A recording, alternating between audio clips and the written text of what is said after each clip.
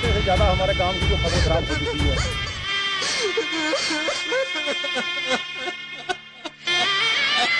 3 foot 3.5 foot पानी है, कोई भैया देखने को नहीं आया हमारे को।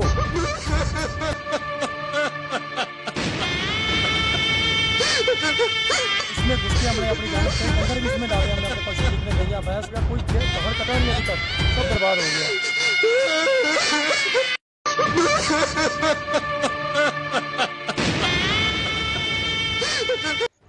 रामपुर के बिलासपुर क्षेत्र के पतपुरी गांव में सैकड़ों एकड़ जमीन में लगी धान की फसल सैलाब आने से तबाह और बर्बाद हो गई। बाढ़ से कई गांव हुए प्रभावित। संकट के इस घड़ी में प्रशासन ने नहीं दिया किसानों का साथ।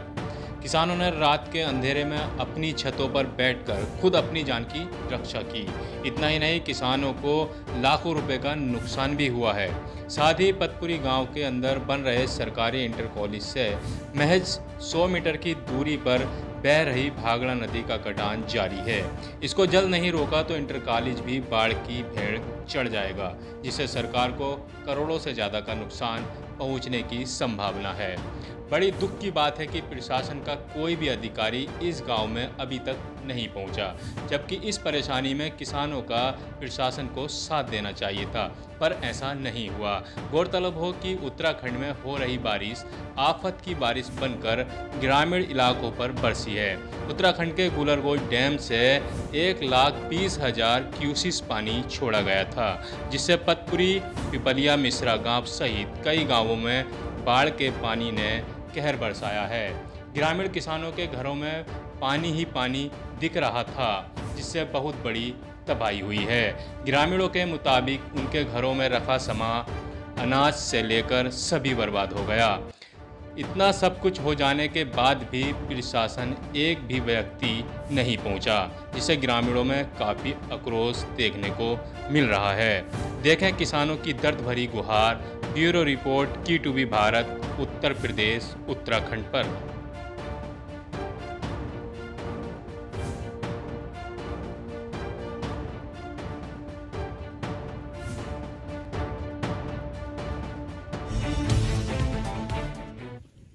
उत्तर प्रदेश में किस तरीके से बाढ़ ने कहर बरपाया है, इसकी बानगी देखने को मिली है। मैं इस वक्त रामपुर जिले में हूँ और ये बॉर्डर का गांव है।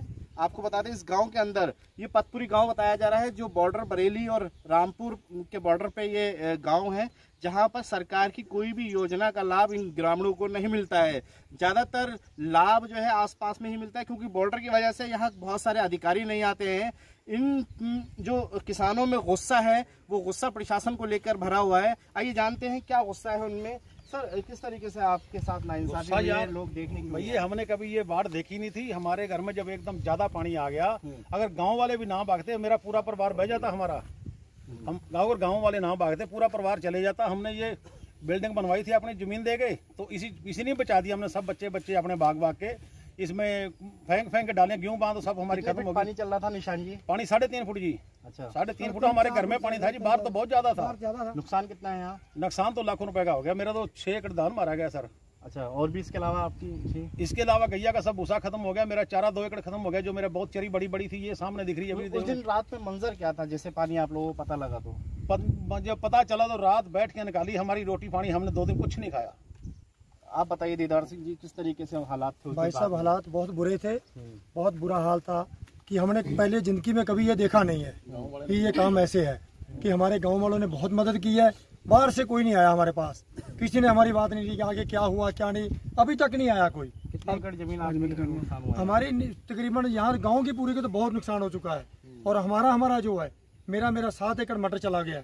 और मेरे बड़े भाई है निशान सिंह, उनकी 5-6 एकड़ आपने धान देख लिया, जो बिल्कुल बेकार हो गया है। 3 दिन हो गए घटना को? 3 दिन हो गए, कोई नहीं आया सर। कोई है यहाँ, कोई ना पुलिस वाले आए हैं, ना कोई DM SDM, कोई नहीं आया बिल्कुल भी यहाँ, कोई किसी तरह। अच्छा, बाढ़ जो आई है इसकी वजह तो नदी है, क्योंकि नदी भागड़ा बिल्कुल बराबर में है जी। आने वाले वक्त में अगर यहाँ रोकथाम नहीं हुई तो किस तरीके से कटाना? भाई साहब, ये तो क्या पता, मतलब अभी इतना बाढ़ आई है, आगे और भी ज्यादा आ सकती है। कितनी दूरी होगी आपके घर की? हमारे घर से इसमें सिर्फ तकरीबन 100 मीटर है। 100 मीटर की दूरी है नदी से। कट जाएगा कट जाएगा बिल्कुल। अगर ये हमने स्कूल के लिए जमीन दी थी, ये भी कट जाएगा ऐसे तो, अगर किसी ने कुछ नहीं किया तो।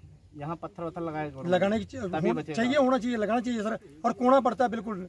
हमारे साथ पूर्व प्रधान भी है, उनसे पूछेंगे भाई साहब कैसे बचेगा ये आपका गांव, अगर नदी तो काट रही है आपके गांव को? देखिए, गांव बचाने का और स्कूल को बचाने का एक ही तरीका है कि जो पतपुरी गांव पीछे है, वहाँ तो पिछले वर्ष जो है जी प्रशासन द्वारा कुछ प्रबंध किया गया है, कट्टे लगाए गए, बांधा गया गांव को, वो गांव तो बच गया।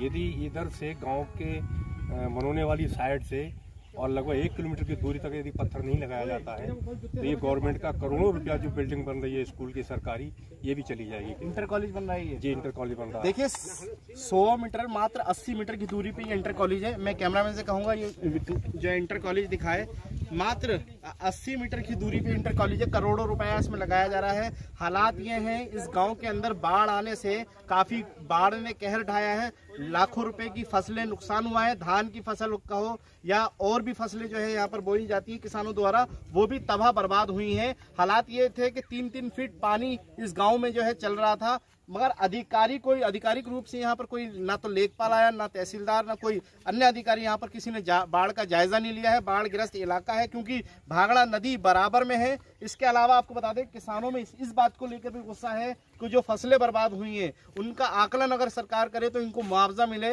लगातार इन्होंने मांग भी की है। प्रशासन जो है आंखें मूंदे बैठा है, इनकी तरफ देख नहीं रहा है, तो सवाल तो उठेंगे ही। हालांकि QTV भारत ये मांग करता है कि किसानों की सुनी जाए। कई एकड़ जो है जमीन हालात बयां करते हैं कि फसलें इनकी बर्बाद हुई हैं और अगर जो जमीन है इनकी, अगर वो यहाँ अगर नहीं रोका गया जल्द, नहीं तो इस गांव का नामो निशान खत्म हो जाएगा। बाढ़ अगली बार बाढ़ इसको भी खत्म कर देगी। फिलहाल हम मांग करते हैं प्रशासन से कि इनका फसल को मुआवजा दिया जाए और इन्होंने भी जो है आधिकारिक रूप से इनको फसल का आकलन करके मुआवजा देने की मांग की है। वीडियो जर्नलिस्ट नाजिम के साथ अफान अहमद, QTV भारत, उत्तर प्रदेश, उत्तराखंड।